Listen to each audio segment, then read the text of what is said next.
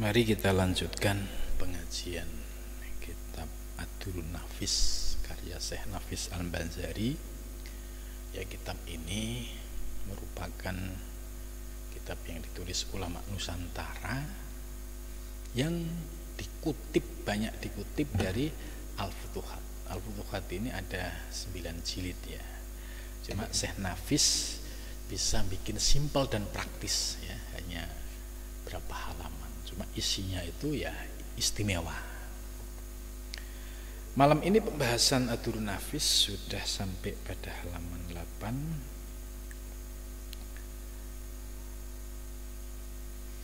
Ini. Dan lagi kata Syekh Abdul Wahab Asy-Sya'rani.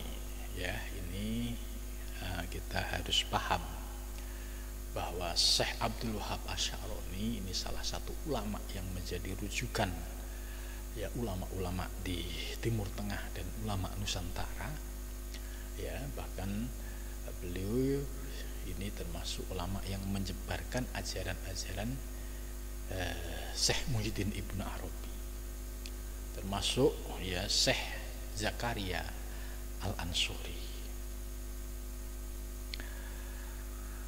Qadasawwah sirrahu ya. Jadi Syekh Nafis mengutip ya perkataan Syekh Abdul Wahab Asy-Sya'rani. Qadasawwah ya, semoga Allah menyucikan sirrahu, sirnya, kepada syekhnya. Syekh Abdul Wahab punya guru, punya syekh namanya Sayyidi Ali Al-Khawas. Ya, radhiyallahu anhu, semoga Allah meridhoi kepadanya. Soal, ada sebuah pertanyaan. Apa hakikat usaha mengatakan dia oleh Imam Asy'ari itu? Ini ya sebuah pertanyaan dari Syekh Ali Al-Khawas, gurunya Syekh Abdul Wahab Asy-Sya'rani. Apa sih hakikat usaha menurut Imam Asy'ari? Imam Asy'ari yaitu yang dikenal dengan sebagai akidah Asy'ariyah. Maka jawabnya radhiyallahu anhu, bermula hakikat usaha itu yaitu ta'alluq iradah mungkin. Nah, ini istilahnya saya jelasin satu-satu supaya paham. Hakikat usaha menurut ya akidah Asy'ariyah, yaitu yang tokohnya Imam Asy'ari, menjelaskan bahwa ta'alluq iradah mungkin. Ta'alluq itu ketergantungan, iradah itu kehendak, mungkin ini makhluk ya, termasuk alam semesta ini mungkin, manusia ini mungkin. Nah, dengan kata lain, yang dimaksud ta'alluq iradah mungkin yaitu bergantungnya kehendak mungkin ya. Misalkan mungkin kita fokuskan ke makhluk dulu lah supaya kita paham. Jadi ta'alluq iradah mungkin yaitu ta'alluq kehendaknya seorang hamba ya, mungkin itu hamba ya, dengan memperbuat bareng perbuatannya, yang melakukan sebuah perbuatan. Ada ia, maka diperoleh takdir ilahi. Gitu. Maka apapun yang diperbuat oleh seorang hamba, di dalam perbuatannya itu ada takdir ilahi, ada takdir itu keputusan, ilahi itu Tuhan. Ini hampir persis penjelasan Al-Futuhat minggu yang lalu. Ya, supaya gamblang ini gini. Ta'alluq iradah mungkin ya, kita konkretkanlah, mungkin itu hamba. Seorang hamba, dia melakukan sebuah perbuatan, ya. Perbuatannya ini nyata. Lah, di sini dijelaskan bahwa perbuatan hamba ini tidak lepas dari takdir ilahi, tidak lepas dari ketetapan Allah yang sudah ditetapkan pada zaman azali. Nah, ini kalau dibahasakan yang sederhana, kita mencari sebuah analog yang gampang dipahami, wayang, ya, itu yang paling sederhana untuk memudahkan akal kita bisa menerima apa yang dimaksud oleh Syekh Nafis ini. Gerakan apapun yang dilakukan oleh wayang ini tidak lepas dari kehendak sang dalang. Gitu. Jadi apapun, apakah wayangnya ini mau loncat, apakah dia mau terlentang, mau tidur, mau duduk, mau melakukan apapun, itu tergantung dari kehendaknya sang dalang. Maka kaitannya dengan yang disampaikan tadi, perbuatan makhluk, perbuatan hamba di alam semesta ini, apapun perbuatannya, ini nggak bisa lepas dari takdir ilahi yang sudah ditetapkan pada zaman azali. Lah kok bisa? Ya bisa dong. Kan hampir penjelasannya hampir sama dengan kitab Al-Futuhat tadi. Gimana logika kita, rasionalisasinya ini bisa menerima bahwa perbuatan seorang hamba itu nggak lepas dari takdir ilahi. Sebelum manusia lahir di muka bumi ini, ya, ini prosesnya kan tadi, ya, dari alam atsam, sebelumnya alam misal, sebelumnya alam arwah, sebelumnya ada 3 alam qadim.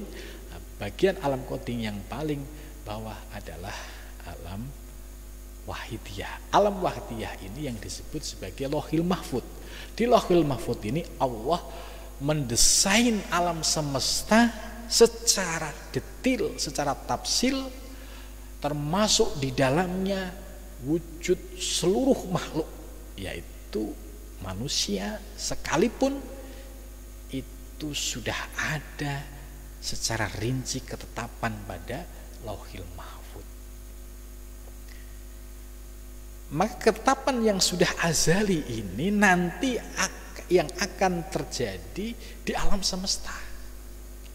Maka apa yang akan terjadi di alam semesta ini nggak bisa lepas dari ketetapan Allah yang pada zaman azali. Ini ketetapan di Lauhil Mahfud ini yang disebut dengan takdir ilahi. Sedangkan perbuatan hamba tadi disebut ta'alluq iradah mungkin. Itu. Nah, sehingga apapun yang terjadi nggak lepas dari yang azali. Itu. Ya, artinya bahwa semua perbuatan makhluk, perbuatan hamba itu sudah ditetapkan oleh Allah, sedangkan perbuatan saat ini atau yang telah lalu, yang saat ini, yang akan datang, itu sudah ada dalam ketetapannya. Loh kok bisa? Kan ada ayatnya, wallahu khalaqakum, dan bermula Allah Kholako ini fi'il madhi, menunjukkan waktu past tense, telah lampau. Dan bermula Allah telah menciptakanmu. Artinya telah ini berarti sekarang diciptakan. Telah ini berarti ya tadi di zaman azali sudah didesain oleh Allah secara rapi dan rinci. Itu kholako, rahasia kata kholako. Kemudian wama ta'malun, dan apa yang akan kamu kerjakan. Artinya semua sudah dalam desain Allah. Jadi ibaratnya kehidupan ini sekarang dan yang akan datang, ya istilahnya bahasa yang keren itu ya so must go on, ya pertunjukan akan terus berjalan sesuai dengan desain sang sutradara. Ini analogi ini juga ada, argumentasi ini juga persis perumpamaan, yaitu dalang dan wayang.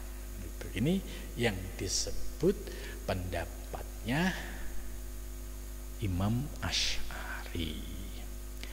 Karena sedetik yang akan datang itu dirahasiakan oleh Allah, maka tugas seorang hamba yaitu usaha dan ikhtiar. Gitu. Jadi jangan sampai di sini akan terjadi sebuah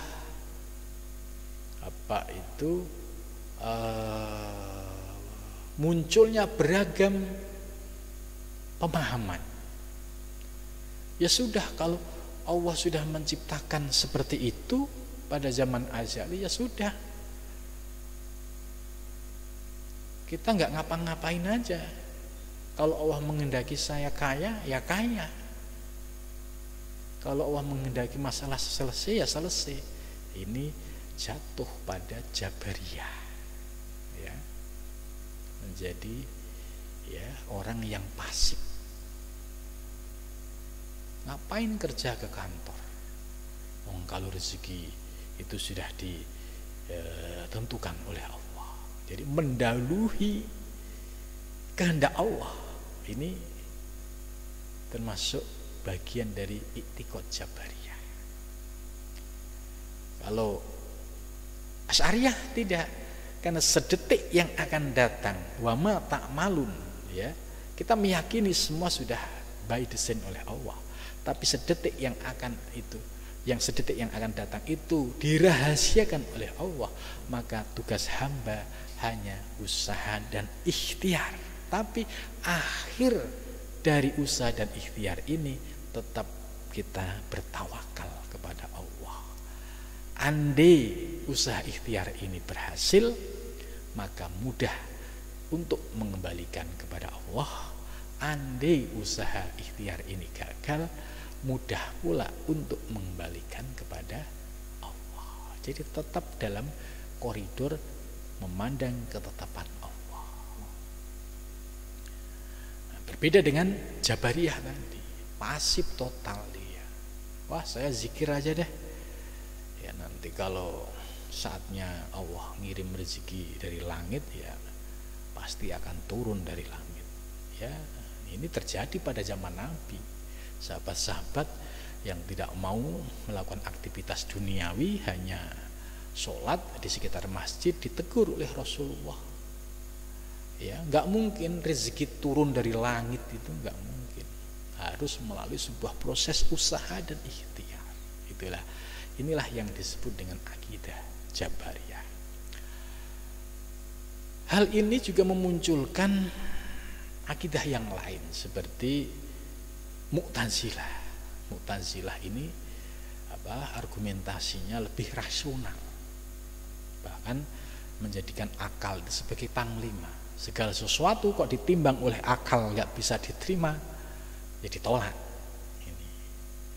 Nah, orang-orang yang terlalu rasional, terlalu Mu'tazilah, ya pada suatu saat juga akan menghadapi kebuntuan.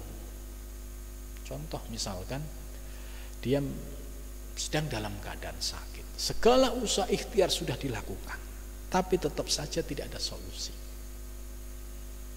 Ya, padahal dia merasakan ya kita berhak untuk menentukan kehidupan kita. Kita berhak untuk memilih yang terbaik. Tapi ternyata ya ditunjukkan oleh Allah sifat ketidakberdayaannya. Oh ya, akhirnya menyadari. Ya.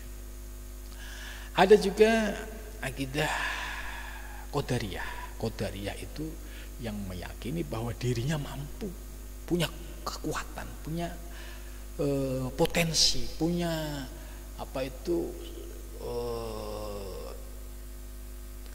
kekuatan untuk sukses. Jadi sukses dan tidak kita yang menentukan. Itu Qadariyah. Ya, biasanya mentor-mentor training motivasi itu ya harus berpaham Qadariyah dan berpaham Mu'tazilah gitu kan. Mau sukses ya kita yang menentukan.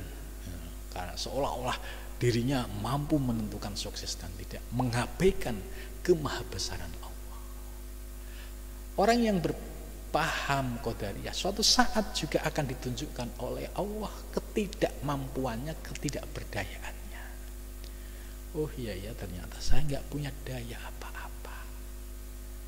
Itu ya. Jadi di sini kita memahami soal usaha tadi, ada Jabariyah, ada Mu'tazilah, ada Qadariyah, ada Asy'ariyah. Kita sebagai bagian dari Ahlussunnah wal Jamaah berpegang pada Imam Asy'ari atau Asy'ariyah yang prinsipnya tadi bahwa ta'alluq iradah mungkin ini tidak bisa lepas dari takdir ilahi, akan tetapi karena sedetik yang akan datang itu dirahasiakan Allah, tugas manusia yaitu melaksanakan usaha dan ikhtiar yang dipasrahkan kepada Allah. Ini yang selamat ya. Itu.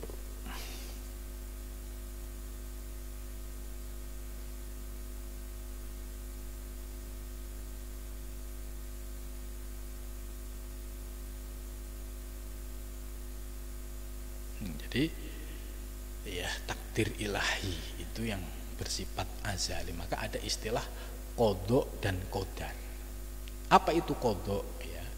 Qada itu ya ketetapan Allah yang sudah didesain di alam azali. Ini qada. Sedangkan qadar atau takdir itu kejadian yang terjadi yang tidak lepas dari keputusan di qada ya, yaitu keputusan pada qada. Jadi qada itu keputusan pada zaman azali, sedangkan perwujudannya itu disebut qadar. Maka qada dan qadar. Contoh hari ini kita ngaji yang memang qadar, ini qadar.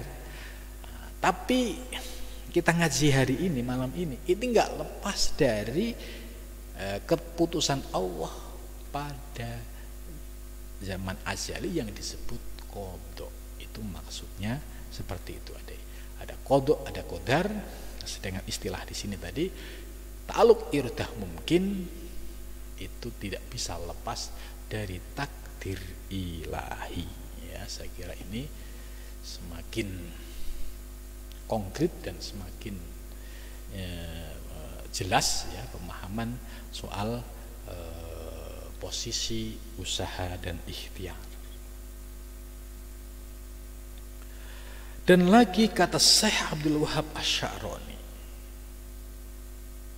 Ini Syekh Abdul Wahab Asy-Sya'rani itu selalu menjadi rujukan oleh Syekh Nafis Al-Banjari ini. Qadasawwah sirrahu, maha suci Allah. Semoga Allah mensucikan sirrahu ya. Sirnya telah aku dengar akan dia, yakni Sayyidi Ali Al-Khawas radhiyallahu anhu. Segala yang lain berkata ia wajib atas hamba itu bahwa mengetahui akan bahwasanya tiada memberi bekas sekali-sekali bagi makhluk pada memperbuat sesuatu daripada kira-kira takwin hanya saja baginya hukum jua di dalamnya fakot. Maka pahamkan olehmu, karena bahwasanya kebanyakan manusia tidak dapat membedakan antara hukum dan asar. Ya, ini penjelasan selanjutnya ya, bahwa soal usaha tadi di awal sudah dijawab bahwa nggak bisa lepas dari takdir ilahi. Inilah takdir ilahi kalau bahasa Syekh Muhyiddin Ibnu Arabi dalam Al-Futuhat ini disebut sunatullah. Menjadi sunatullah. Sunatullahnya ini sudah dalam ketetapan Allah pada zaman azali. Maka yang memberi asar pada satu perbuatan hamba ya Allah. Hamba tidak punya sama sekali la asarofi. Artinya kalau kita konkretkan dalam analog wayang, yang punya kehendak yang sesungguhnya yaitu ya dalang. Wayang nggak punya pengaruh sama sekali. Karena apa? Ngomongnya wayang, yang ngomongnya dalang. Gerakan wayang, yang menggerakkan dalang.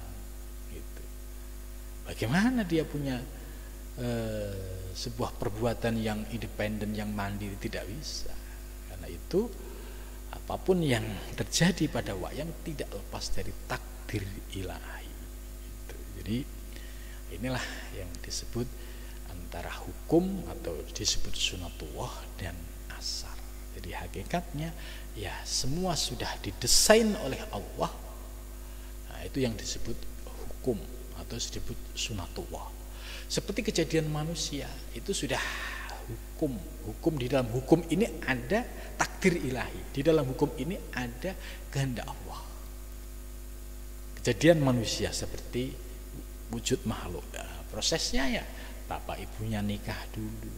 Ini sudah sunatullahnya. Gak mungkin dia ucuk-ucuk keluar. Nah, jadi hukum ini yang disebut sebagai sunatullah. Nah, sunatullah atau hukum ini gak lepas dari takdir ilahi. Ya. Jadi ini menurut saya cukup mencerahkan ya, cukup memberikan pencerahan bagi kita dalam memilah soal usaha ikhtiar ini antara pendapat Imam Asy'ari dan juga ada kontra yang lainnya yaitu Jabariyah, kemudian Qadariyah, kemudian Mu'tazilah ya.